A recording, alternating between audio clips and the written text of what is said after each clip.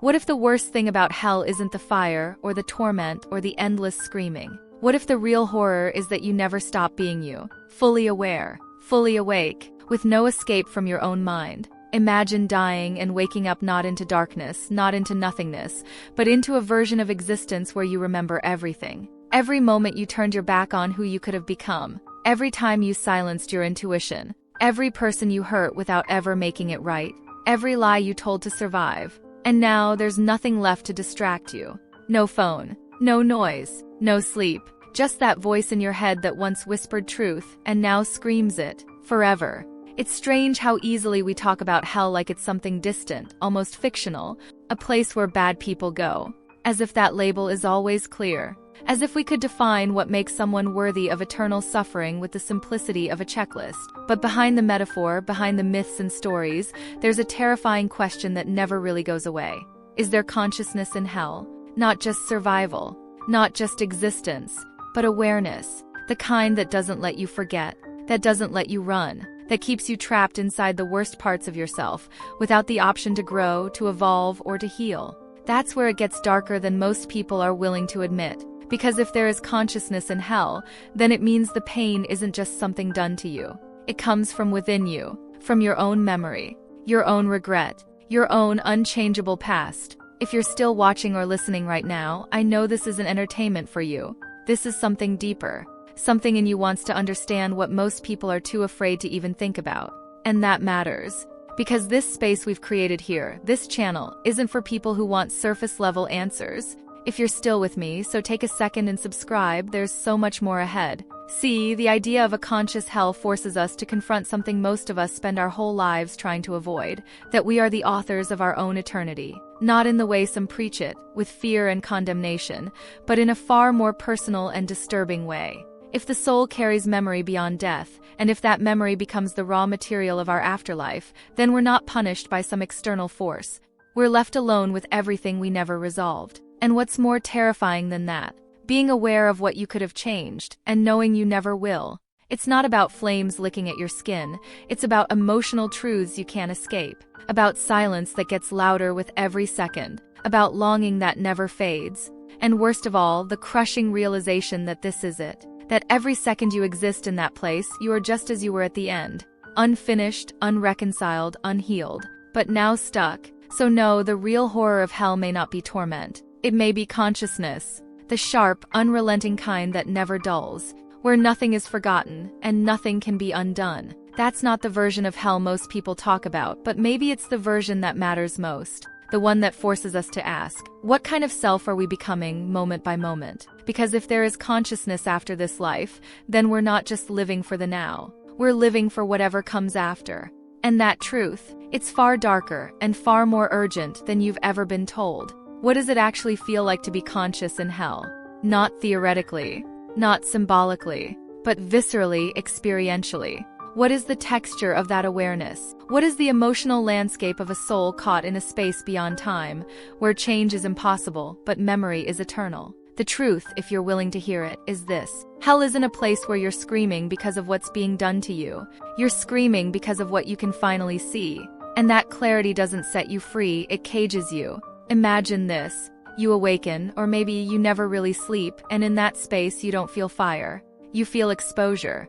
Every mask you wore in life has been burned away. Every excuse you clung to has vanished. And what's left is you. Unfiltered. But that's not even the worst part. The worst part is that you remember love. You remember light. You remember what peace felt like when you ignored it. You remember moments when grace brushed your life, and you shrugged it off. You remember the soft voice that called you to turn back, and the pride that refused. And in this place, that memory haunts. Because hell isn't about not knowing what you lost. It's about knowing it exactly, and realizing it's unreachable now. Not because it was taken from you, but because you walked away from it. You might ask, why would a soul stay conscious in a place like that? Wouldn't it just shut down? Go numb? But that's part of the darkness. In hell, numbness is a mercy that never comes. There's no fading, no disconnection. The mind remains awake, alert, reflective, because forgetting would be a gift. And nothing in hell is given freely. Even your own thoughts betray you. You rewatch the moments that mattered, the people you pushed away, the life you could have had. And there's no rewind. No apology that can be made, just looping clarity. And this might be the most horrifying truth of all. Hell doesn't erase your humanity, it magnifies it.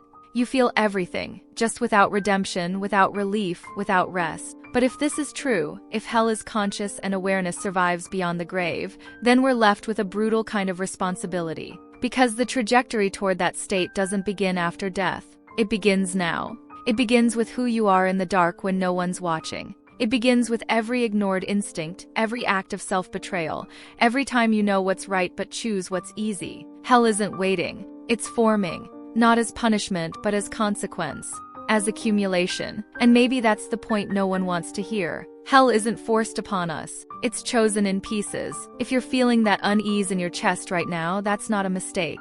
That's your soul recognizing something it's tried to forget. That's the flicker of awareness most people run from. The hell isn't always after death. Sometimes it starts long before. You know that feeling, the cold emptiness that creeps in even when everything on the outside looks fine. That moment when you're surrounded by people, laughing, performing, but something in you is quietly cracking. That ache that no distraction numbs. That gnawing sense that something is missing but you can't name it. That's not a mood swing. That's not random sadness.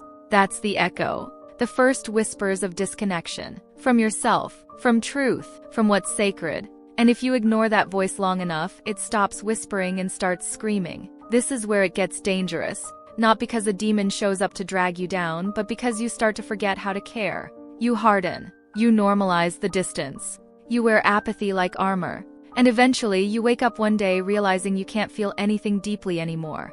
Not joy, not sorrow, not guilt, not love. And that's hell. That's the inner death of consciousness. Because if hell is awareness without redemption, then a living hell is numbness without recovery. A slow burn of your soul while your body still walks, eats, smiles. People see you.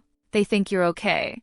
But inside, you're falling into yourself deeper and deeper, with no hand to reach for, because the one hand you were supposed to extend, you never did. Let's be honest. Some people never notice the descent. Others notice but pretend they don't. And a rare few, maybe like you, feel it and know something has to change. That awareness is a burden, yes, but it's also a doorway. Because once you recognize that your soul can decay while you're alive, you can also recognize that it can heal. But only if you stop running from what's real. Only if you stop numbing the signal. Hell isn't a surprise waiting at the end. It's a direction. One that starts with every choice that cuts you off from truth, from vulnerability, from responsibility. And it grows in silence, in secrets, in pride, until you are so far from the light that even when it shines directly on you, you flinch. You turn away. And call the darkness home. And look, I'm not saying all of this to scare you. I'm saying it because if you're still here, still listening, still feeling, then something inside you is alive, still awake, and that matters. Maybe more than anything else. Because once you lose that spark of awareness, the rest comes quickly. But if you still feel the tension, the pain, the silent desperation to understand, then there's still time. There's still space for a different kind of ending. One not shaped by fear, but by choice.